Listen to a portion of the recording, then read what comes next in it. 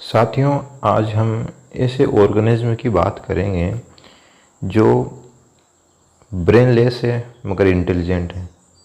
आप सही पकड़े, मैं आपके दोस्त की बात नहीं कर रहा हूँ, मगर एक प्रकृति के अंदर ऐसा ऑर्गेनिज्म जो है वो एग्जिस्ट करता है जिसके पास में ब्रेन तो नहीं है मगर वो बहुत ज़्यादा इंटेलिजेंट है। साइंटिस्ट रिसर्च कर रहे हैं उसके ऊपर कि क्यों ना जो टेक्नोलॉजी है उसका यूज़ किया जाए, मतलब जो आपके रोबोटिक में उस ऑर्गेनिज्म का यूज़ किया जाए जिससे हम मशीन और जो लिविंग थिंग है उनसे जुड़ सकें। तो अभी बारिश का सीज़न ख़त्म हुआ ही है साथियों। तो बारिश के टाइम में मैंने देखा था कि हमारे जो गार्डन है उसमें आप देख पा रहे हैं ये लकड़ी है, पुरानी नीम की कटी हुई लकड़ी है जिसको हमने ऐसे खड़ा कर रखा था सहारे के लिए। तो यहाँ पे ये देखो डेथ हो रखी है इसमें। ये जो एक ऑर्गेनिज्म जो है उसकी फ्लोटिंग बॉडी है, ठीक है। तो वो एक समय तक मतलब लाइव थी, जिंदा थी, ठीक है। अब वो धीरे धीरे जो है डीके हो रहा है इसका, क्योंकि आपको पता है एक तो बारिश का सीज़न चला गया, ठीक है। और दूसरा क्या हो रहा था, इनकी लाइफ साइकिल क्या होती है, शॉर्ट होती है। तो इस वजह से ये आप देख रहे हैं येलो कलर का एक या हल्का ग्रीन, येलोविश ग्रीन कलर का जो है ये एक ऑर्गेनिज्म है साथियों, जिसको हम स्लाइम मोल्ड के नाम से जानते हैं। स्लाइम जो होता है उसका मतलब ही होता है चिपचिपा, लसलसा, ठीक है। और मोल्ड जो है फंगस के लिए यूज़ किया जाता है ये टर्म। मगर ये जो स्लाइम मोल्ड है पहले इसको फंगस की कैटेगरी में रखा गया था, मगर इसके कुछ कैरेक्टर जो है फंगस से कुछ मिलते हैं मगर सारे नहीं मिलते, इस वजह से इसको फंगस में नहीं रखा गया, ठीक है। या इसको मिक्सो माइकोटा में रखा। मिक्सो का मतलब ये होता है चिपचिपा पदार्थ, ठीक है। तो ये जो आप देख पा रहे हैं इसकी स्ट्रक्चर, ये थोड़ा ऐसे लसलसा चिपचिपा ऐसा लगा है। फिर ऐसे जो छोटे बच्चे होते हैं उन्होंने कोई रंग लेके इसमें लपेट दिया है या फैला दिया है कलर जो है। तो ये जो है स्लाइम मोल्ड जो है अलग कैसे है, तो यहाँ अपन देखते हैं कि इसके पास में सेल वॉल एब्सेंट होती है एक तो सेल वॉल जो है आपको पता है प्लांट में भी प्रेजेंट होती है, सेलुलोज की प्रेजेंट होती है और फंगस में काइटिन की होती है, ठीक है। मगर यहाँ पे अपन देखते हैं कि जो इसकी सेल वॉल जो होती है वो स्पोर के टाइम में बनती है। जब इसके स्पोर बनते हैं तब इसके स्पोर के आसपास जो है सेल वॉल बनती है, जो किसकी होती है, सेलुलोज की होती है। तो सेलुलोज की सेल वॉल होने की वजह से अब इसको प्लांट में भी नहीं रख सकते क्योंकि क्लोरोफिल एब्सेंट है, ये एक तरह के सेप्रोफाइट है, ठीक है। तो प्लास्टिड मतलब इसके अंदर एब्सेंट होता है। अब अपन देखेंगे कि ये जो है ग्लाइकोजन का स्टोर करती है, तो फंगस भी करती है, ठीक है।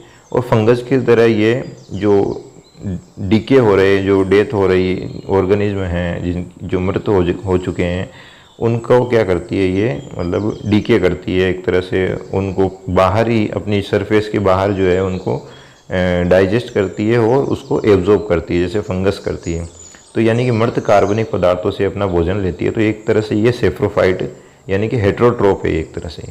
तो इसलिए अब इसको अपन एनिमल्स में भी रख सकते हो।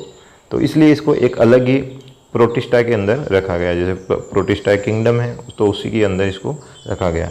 ये दो तरह की होती है साथियों, एक तो होती है प्लाज्मोडियल और एक होती है सेलुलर। सेलुलर में क्या होता है, सिंगल सिंगल सेल रहती है अलग अलग, और प्लाज्मोडियल जो टाइप है उसमें क्या होती है, ऐसे पूरी एक लेयर जैसे आप यहाँ देख रहे हैं। तो यहाँ पे देखो कि कुछ में क्या होती है, ये एक कैंडी जैसी इसके ऊपर स्ट्रक्चर आप देख पा रहे हैं।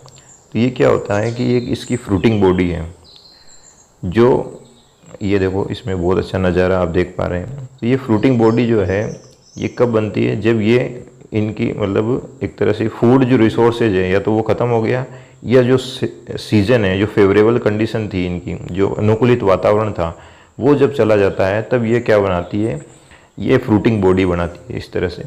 और फ्रूटिंग बॉडी जो है धीरे धीरे मेच्योर होकर इसके अंदर स्पोर बनाते हैं, ठीक है। और ये जो स्पोर है ये फ्रूटिंग बॉडी का क्या करती है, एकदम ब्लास्ट कर देती है और स्पोर जो है इसके सरफेस के आसपास या इधर उधर जो है गिर जाती है। तो ये देखते हैं कि ये स्पोर जो है अगले सीजन में या फेवरेबल कंडीशन में या जैसे भी जो समय आएगा उसमें ये अपने वापस से अमीबा की तरह एक कोशिका को जन्म देते हैं, और वो अमीबा जो कोशिका है उसके अंदर क्या होता है, फ्री न्यूक्लियर डिवीजन होता है।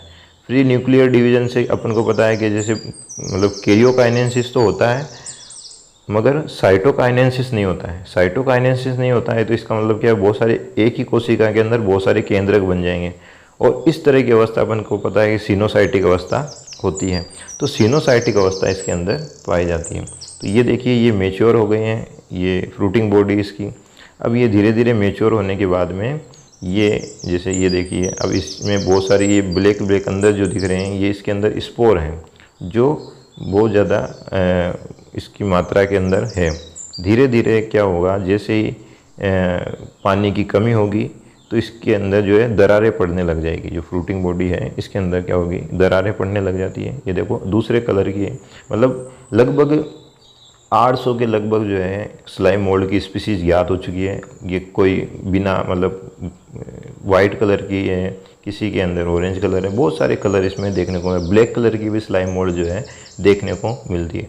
तो मेरे आइडिया से मैं बता सकता हूँ कि जैसे फंगस होती है, फंगस में कोई कलरलेस है फंगस, अब जिस ऑर्गेनिज्म से जो एब्जॉर्ब करेगी वो उसका शायद कलर ले लेती है वो। तो इसी तरह मेरे को लगता है स्लाइम मोल्ड भी जो है इस तरह से जिस ऑर्गेनिज्म के कांटेक्ट में रहती है उसका एब्जॉर्ब करती है, तो उसके अकॉर्डिंग इसका कलर भी चेंज हो जाता है। ठीक है, ये मेरे अकॉर्डिंग मैं बता रहा हूँ एक आइडिया के अकॉर्डिंग। बाकी रिसर्च अभी स्लाइम मोल्ड पर रिसर्च हो रही है, कंप्यूटर से भी तेज़ मतलब दिमाग रखती है ये, क्योंकि साइंटिस्ट ने देखा है कि इसका फूड रिसोर्सेज को ये ढूंढने के लिए मतलब एक बार ढूंढ लिया इन्होंने अपना फूड रिसोर्सेज कि भाई यहाँ पे रखा है, और उसी स्लाइम मोल्ड को अपन वापस उसी मार्ग पे छोड़ेंगे और फूड रिसोर्स को रख देंगे तो ये तुरंत वहाँ पहुँच जाएगी। आप इसमें एक क्लिप ऐड कर दूंगा मैं, इसमें देखिए क्लिप में आप देख पा रहे हैं। तो उसमें क्या होगा कि आप इसमें देख पा रहे हैं कि वो एक भूलभुलैया टाइप की रहती है, उसके अकॉर्डिंग ये उसमें मतलब रखते हैं, तो ये वहाँ पे अपने भोजन को तलाश कर लेती हैं। तो ये आप देखते हैं कि ये फ्रूटिंग बॉडी जो है अब इसका ब्लास्ट हो चुका है। तो ये फ्रूटिंग बॉडी जो है इसमें ये रस्ट टाइप के जो देख रहे हैं अपन, ये रस्ट टाइप का जो है ये इसके बहुत सारे स्पोर हैं। तो ये देखो ये दूसरी टाइप के मतलब एक तरह से स्लाइम मोल्ड है। अब जो स्लाइम मोल्ड है ये धीरे धीरे क्या करती है, जो डिकम्पोज हो रहे हैं जो ऑर्गेनिज्म हैं या लकड़ी है, ठीक है, पत्तियां हैं, उनको धीरे धीरे अपने मतलब उसको एब्जॉर्ब करती रहती है। तो ये फ्रूटिंग बॉडी आप देख पा रहे हैं, इसके अंदर जो किससे जुड़ी हुई है, एक लकड़ी से कनेक्ट है। ठीक है, तो ये बारिश के सीज़न में ये मतलब इनके फेवरेबल कंडीशन हो जाए। फंगस है, एल्गी है, और जो भी ज़्यादातर जो निम्न लो कैटेगरी के जो ऑर्गेनिज्म होते हैं वो रेनी सीजन में अच्छे ग्रो करते हैं, क्योंकि इनके फेवरेबल कंडीशन है, नमी रहती है और ज़्यादा मतलब ह्यूमिडिटी भी मतलब अच्छी बनी रहती है। तो इस वजह से ये जो है आराम से ग्रो कर लेते हैं। तो इस तरह से आप देख पा रहे हैं ये किस तरह से फैली हुई है। तो ये क्या करती है, एक मूवमेंट करती है, लोकोमोशन। जैसे आपने देखा होगा अमीबा जो होती है, अमीबा के अंदर किस तरह से सूडोपोडिया होते हैं और वो लोकोमोशन करते हैं। मगर अमीबा क्या आती है, एक सिंगल सेल है, यूकैरियोटिक सेल है, ये भी यूकैरियोटिक सेल है, ये भी सिंगल सेल, मगर ये सिंगल सेल भी मूव कर सकती है, मगर इसकी जो ये पूरा प्लाज्मोडियम है ये पूरा मूव करता है, पूरा ही जो है ये, मगर किस तरह से करता है, जैसे अमीबा करती है उसी तरह करता है। तो इसलिए इसको मतलब प्रोटिस्टा के अंदर रखा है कि भाई ये फंजाई के जैसी ये अपन इसको फंजाई लाइक ऑर्गेनिज्म बोल सकते हैं, मगर फंगस नहीं बोल सकते, क्योंकि काइटिन वगैरह एब्सेंट होती है। तो इस वजह से तो आप देख पा रहे हैं कि ये जो स्पोर हैं ये इसका अब ये ब्लास्ट होने के बाद में इसका डिस्पर्सल हो गया। अब ये स्पोर जो है वो हवा या बारिश की वजह से जो है इधर उधर फैल जाएंगे। अब ये जो बात करेंगे कि जो स्लाइम मोल्ड है ये दो तरह की होती है, एक तो पानी में पाई जाने वाली और एक होती है स्थल पे पाई जाने वाली। तो पानी में पाई जाने वाली जो उसमें जो स्पोर बनेंगे उसमें क्या होंगे, फ्लैजिला पाए जाएंगे, जिसकी वजह से वो स्पोर मूवमेंट कर लेंगे, मतलब एक जगह से दूसरी जगह चले जाएंगे। जबकि जो स्थल पे पाए जाने वाले हैं उसमें फ्लैजिला जो है एब्सेंट होंगे।